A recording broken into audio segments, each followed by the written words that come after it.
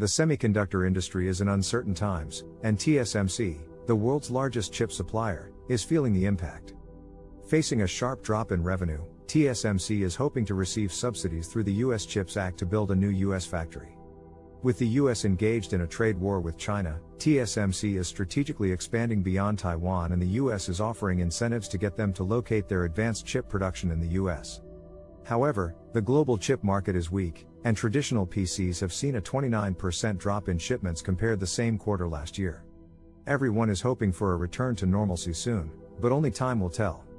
Moreover, TSMC is having to navigate the ever-changing rules of the U.S. government regarding subsidies. They want compensation for their investments, but at the same time must meet social and economic requirements and agreements about confidential business information. Though it is not clear exactly how the U.S. will handle TSMC's case, there have been reports that the company is in communication with the government about the CHIPS Act regulations. In the short term, the industry may be in for rough times.